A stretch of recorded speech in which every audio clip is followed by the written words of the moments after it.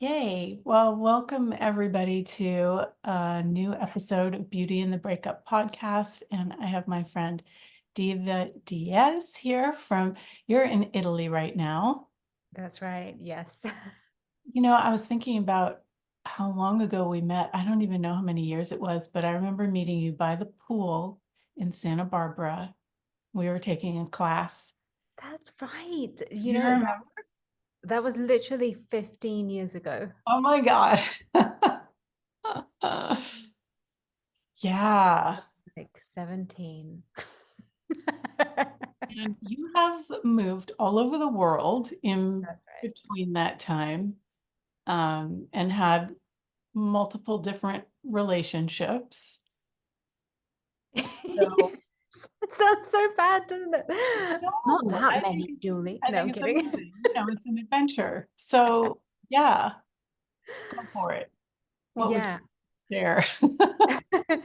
I think one of the things that most recently has been a topic that has actually assisted me in really getting to know what was sticking me in relationships. One of kind of like the big things that I kept on choosing over and over was narcissism, Mm, which I know online everybody's like, oh, everyone's a narcissist, but I genuinely mean narcissistic personality disorder.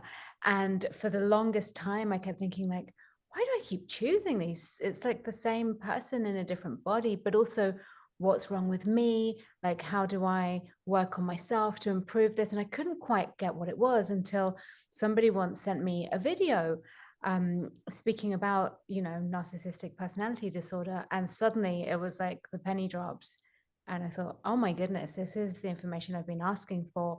um, and it was just so helpful to have that as a tool, not to be a victim from it, but to really recognize, okay, that's actually what I've been choosing. and that's interesting that you were choosing, because a lot of people think this keeps happening to me. This keeps Yeah, happening. We have to recognize that we're choosing it. And apparently, the narcissist is like super charming and super alluring and magnetic. And so, we're naturally drawn to that character.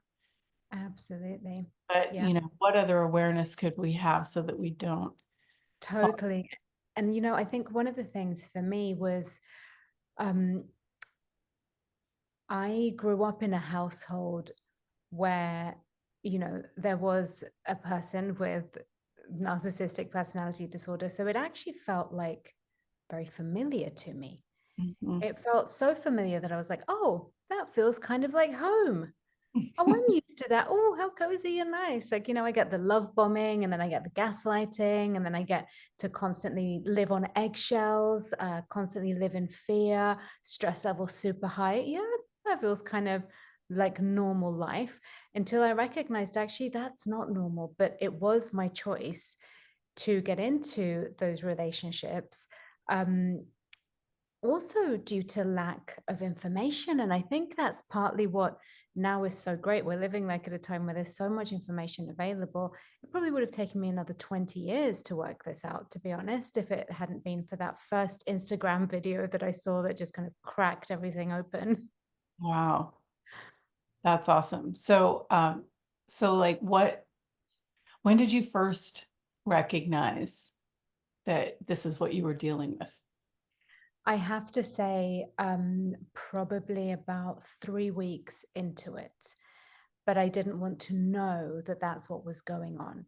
And the reason that I didn't want to know that that's what was going on is because I thought to myself, I'm not, I'm not that stupid, am I, that I would choose that?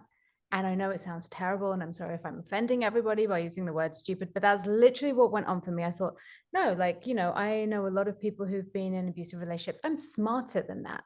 You Mhm. know, I grew up obviously, like in, well, not obviously, but my mum was a single mother. She'd gotten out of this very abusive relationship with my father. And I was like, I'm not like that. I've learned already. Mhm. And with that conclusion in mind, I was actually blinding myself to what was really going on. And so, what I had to really look at was, actually, I might be smart in a lot of areas, but in this area, I might need to look at a few things. And so it was actually quite early on that I realized it, but I didn't allow myself to fully know it. So I started to make excuses like, oh, this person is just not having a good day. Oh, they're just very stressed out.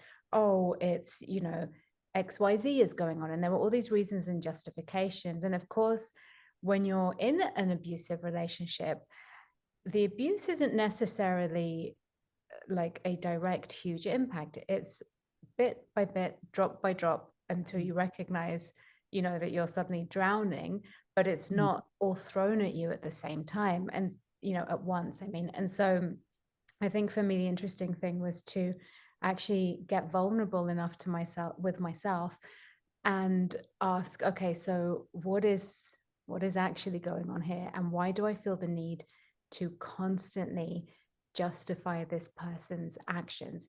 But it took me a good few years to get to that. Mhm. Yeah. It is amazing that, people talk about red flags and things like that, but we tend to just put that aside and think, oh, this is just a one-time thing Yeah.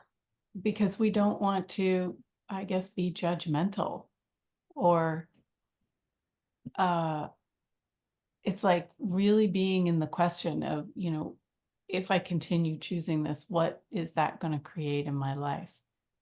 Absolutely. Sometimes we don't want to ask those questions because we don't want to have the awareness that this isn't going to work out so great. Yeah, absolutely. And I think you said the key thing too, like we don't want to be judgmental. And I think, a thing that I see a lot of people do who have been in relationships with a narcissist is that there is this fear that nobody's going to believe you because on the outside they act like this charming, wonderful, funny, fun, whatever, contributive person, and you're made to believe like no one's going to believe you, you're the crazy one. And so because of that, it's really easy to actually start gaslighting yourself Mm. into not making a different choice because you then start to doubt your own reality. You then start to think, well, am I being over dramatic? And I think a huge part of what goes on is that a lot of like victims, quote unquote, of abusive narcissistic relationships are frightened of saying anything because that's the way it's set up. If you say anything, then you're the bad person. But my point of view very quickly became, well, if that person has the audacity to behave that way, for what reasons should they not be held accountable? For what reason would I be held accountable for saying what's true? And I think that started to give me more strength, recognizing that if I began to speak up and began to choose what really works for me, that it might inspire or contribute something to somebody out there who was going through the same thing. Yeah. Wow. Yeah. So it's interesting. Yesterday we were talking in a 3-day body class, and we were talking about how when you have a negative awareness, we often think of it as a judgment, and Yeah. a positive judgment we think is awareness. So, yeah. So, how would you help other people to know when they're having an awareness and when they're having judgment? Yeah, that's a really great question. One of the things that I love about the tools of access consciousness, which is really what helped me so much with this, um, is that you really get to follow like your knowing, your intuition, gut feeling, whatever you want to call it, and go with that. And the thing that's been so true for me is that an awareness, even if it's terrible, or even if it seems great, is always light. It doesn't stick you. It doesn't stay on a loop in your head. You don't end up obsessing over it. It doesn't contract your world and make you feel like there are less possibilities. There's always a lightness to it. It might be like, oh, my house is on fire. Maybe it is on fire. If it is on fire, it's going to be light, even though it's a negative awareness, like you just said. And so I think for me, really part of getting vulnerable with myself and honoring me and what I knew was truly happening was really starting to look at the situation objectively, almost like someone standing outside observing in, and recognizing, okay, so what are the facts here? Like, is this occurring? Yes or no, without the emotional attachment. And to me, it was a lot easier doing that, recognizing that something that is light is something that's true. So something that gives you that sense of, wow, okay, yeah, may not be what I want to hear, but it does give me a sense of almost relief, to admit that that's what's happening. That's something that's light. And then Yeah. anything that was heavy, I knew I was attaching judgment to it. I knew that I was possibly just going off of emotions and feelings and, uh, crazy thoughts in my head or whatever. And it's quite a fine line in between the two. So I had to really kind of do this work myself internally and sit down and have these conversations with myself and really take the time to go, all right, let me actually look at this for a second. And like you said, starting to ask some questions like what's actually going on here was a thing that began to give me a lot of clarity. Yeah. And I think, talking to your friends, they're just going to agree with you, and, Yeah. it doesn't necessarily give you awareness. So speaking to somebody who can be objective, some sort of Yeah. a facilitator, it can give you so much awareness for yourself. But I loved what you said about the looping. How many of you do this looping thing, and you're trying to figure out and trying to figure out, and it's just not settling, and you think that that's normal, but that's an awareness of something that's maybe a truth and a lie tied together, or something that's not true for you. Yeah. So Absolutely. yeah, the lightness, even if it's a horrible thing, they're cheating on me. Oh my gosh. That's Yeah. light. Like, oh, Yeah. okay. And then you can settle. It's so interesting how that works. Absolutely. And I think, whether it's whatever kind of abuse you might have gone through in your life, and we all go through this like at different moments in time to varying degrees as well, whether it's in the workplace, whether it's with family members, friends, whatever, partners. I think the key thing is that so often it feels so heavy and so stuck. And we tend to believe that it feels heavy because we must be super stuck and super limited and super wrong. It's like the heavier it is, the worse we are, or the worse the situation is. But actually, heaviness is only ever an indication of a lie. And so, I had to really look at this and go, okay, well, if it's heavy, then it just is not true. And if it's really heavy, then it's just really not true. And if it's really, really, really heavy, then it's really, really, really not true. Rather than I'm really messed up. It must be right that they're telling me that I'm not good enough. I'm too this, I'm too that. When you start to buy that and it creates a heaviness in your world, which is what abuse is designed to do, particularly psychological abuse like gaslighting and narcissistic abuse, it's designed to stick you in this rabbit hole of shame and guilt and feeling terrible about yourself. But the key thing is to recognize that if any part of it makes you feel heavy, that's your internal GPS system saying, hey, wrong direction. That's not what it is. It's something else that's going on here. And that to me, from the access tools, was so freeing and empowering because it got to a point where everything just seemed terrible. And I felt like there was no hope in life or for me. And then I had to look at it and go, hold on a second. Who am I being right now? All of that stuff is heavy. So if it's heavy, then what's actually true? And it's Mm. so quick that you can come out of the other side of it by just asking that question. We tend to think that if it's taken you 10 years to get into the ditch, it's going to take you that long at least to get out. That's not true. When you ask a question, you can instantaneously receive the awareness. And so that for me was the huge gift that actually unstuck all of those thoughts and beliefs that I'd accumulated during the time of that relationship and allowed me to recognize, okay, I may not know what's next, I may not know why I chose this or whatever, but that's not the point. What do I want to choose now? What's actually going to work for me? Cool. And so what kind, like, when you had the epiphany that, okay, I got to change this, Yeah. kinds of steps did you take to um actually free yourself? yeah, I think the first step that I really took was to make sure that I was gentle on myself for the Mm. choices I had made. I have a tendency, like I'm sure many of the listeners or viewers will have, to judge myself quite harshly in comparison to how harshly I can judge others. So I can very quickly come up for reasons and justifications for other people's actions and why, they're perhaps warranted in their choices. But for myself, I'm a much harsher critic. So I had to cognitively, really, and on purpose, make the choice to be just easy and soft on myself. And then really not looking at it like anybody was right or wrong, because that wasn't going to serve me either. Getting angry or placing blame is not really who I am. Like that, I find that to be a bit of a waste of energy. Um, and growing up, in a household that did have a lot of narcissism, I learned very quickly that actually there really is no benefit to spending your time making somebody else wrong. Like you may as well put that energy into just whatever it is you're going to choose next. So with that kind of awareness under my belt, I applied that to the best of my ability. And I just got practical. I just took it step by step. I didn't try and plan out, my next years or my next 20 moves. It was just like, okay, so what do I need to do now? And I knew I had to extract myself from the situation. So the first thing that I did was leave. Mm, And yeah. then after I left, then I made another choice and I went to stay somewhere. And then after that, then I made another choice. But I wasn't even in the mental space to be able to plan everything. And I didn't know what was going to come after each choice, if things were going to get harder or easier. So I just had to really take it every day as it came.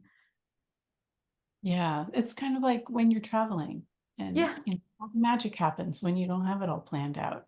Yeah. You turn a corner, you see this other restaurant or this other place to stay that's like super amazing. Yeah. People you meet. Exactly. Yeah, that's so important because I think a lot of people go into the fear of like, well, I don't know what I'm going to do for the next year to 5 years, so therefore I can't make any choices. Exactly. And I think also, like I was far away from home at the time. As you know, like I've traveled my whole life. So I'm very often far away from my home country. And I know that a lot of women feel like, women in particular, but like people in general can feel like they can't leave a situation like that if they don't have a place to go to. And, what I would say is like, if you can just take the first step, usually something shows up, and then take another step after that. Because if I had done that and I thought the same way, I would probably still be in that situation, and obviously I'm kind of generalizing and it can be a lot easier said than done. But yeah, it's been an interesting exercise in really putting every tool that I know into action, staying in the question, not concluding what might happen next, because that would have created so much stress and anxiety. So when I Mhm. found myself going there in my mind, I had to quickly bring myself back, like, okay, so what do I know here? What do I require for the next 10 seconds? What do I require for the next 5 minutes? Okay, I'm just going to really enjoy this meal that I'm having. I'm not even going to freak out about anything, to the best of my ability, and what would it take to be relaxed here? And what other choices do I have that I haven't considered? And so it was that tenacity in really kind of sticking to what I knew was possible and not allowing myself to be dragged back into the negativity of the feelings, the thoughts, the fears, the emotional turmoil. That really assisted hugely. That sounds amazing. Wow. Yeah. And I imagine too, like if you're not making narcissism wrong, so to Yeah. speak, then you can choose what works for you. Yeah. Because with that judgment of they're wrong, they're bad, then you're always looking to make other people happy and you're not actually including you in your choices. Exactly. And I think that, has been the key takeaway for me in all of this, that there was no plan. It wasn't like, I'm going to do this and then in 6 months, I'm going to do that. It really wasn't that. It was taking each day as it came and recognizing, like, I've been putting way too much attention on this person already. Like, I'm not putting any more attention on that. Now I need to choose what's going to work for me. And it's incredible how, when you do that, um, it can feel like a selfish thing, but actually in prioritizing yourself, you're actually able to contribute more to the people around you. So I ended up, reconnecting with a lot of the relationships that had been broken, because that is one of the side effects and symptoms of narcissistic abuse. You know, they want you to separate from the people that you're closest to. I was able to reconnect, not even on purpose, but just because every moment I was making a new choice, like what is required right now, and not focusing on the negatives, and even like the past or whatever, allowing all of that stuff to come up when it came up, but also really putting my attention on what do I require next and what's actually going to create the life that I've been asking for, and really, really working towards that. Like there was no chance of me having a lazy day, like, well, I just watch Netflix for a couple of hours. Like I had to be so on top of it because it was so easy to fall into like sadness or anger or depression or stress or anxiety. And so really like being that um kind of strength of, you know, I guess the tenacity of continuously using any tool that you can to make sure that your head is above water the whole time. Yeah. Wow. Amazing. And very strength building. Indeed. That's so cool. Yeah. This is going to be such a gift for so many people. Thank you. I hope so. I hope so. And it's, you know, I think with all of this, the key thing to take away, and it's really something that I learned actually at an Access Consciousness class years ago, which absolutely blew my mind, was that when somebody is abusive towards you, it is never personal, ever. It is just who they are. And if you're not the target, it would be somebody else. Like it's really not about you. I think that is like if whoever is listening can just take away that from this conversation, that for me was life altering, because I think it's so easy to take any kind of abuse as something that's personal and find fault in yourself and start to question, like, well, maybe if I'd been more, if I'd done more, if I hadn't said that thing that caused this person to fly off the handle. But actually, that's not ever what it's about. It's just whatever they've got going on that is not relevant to you whatsoever. Um, and to me, that's been incredibly empowering, not in the sense of, well, I'm right and they were wrong, like, but just knowing like, okay, it wasn't personal. It's not that I'm that kind of person that's going to attract this wherever I go. It was definitely not my best choice. Hopefully Mm. not a choice I'm ever going to make again. And what other choices do I have available now? Yeah. Yeah. Once you recognize that, it's like, no, you Yeah. can't do that to me. Not Yeah. from the fight or the fear, but like, no, it doesn't work. Absolutely. Yeah. And even, you know, after that recognition, it's become so easy now to recognize those personality traits in other people. Mhm. So now all of my relationships are so different. And it doesn't mean that I have to reject people like that. You know, you will come across people like that in your life. But just going into everything with your eyes wide open is entirely different. You know, going into everything recognizing, oh, you're trying to gaslight me. Okay, but from no resistance, no fight, just recognizing it for what it is means you're no longer at the effect. And that's an incredible strength as well. So Yeah. I'm very grateful for everything that I've chosen up until now.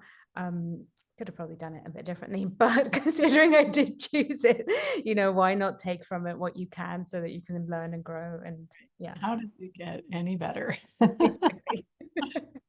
Wow. Thank you so much for sharing. And if anybody has questions, I will include your contact information as well, Thank if you you. like, in the show notes. And yes, whatever you do, just keep choosing for you and creating your life and the beauty that you know is possible. Thank you so much, Julie. Thank you.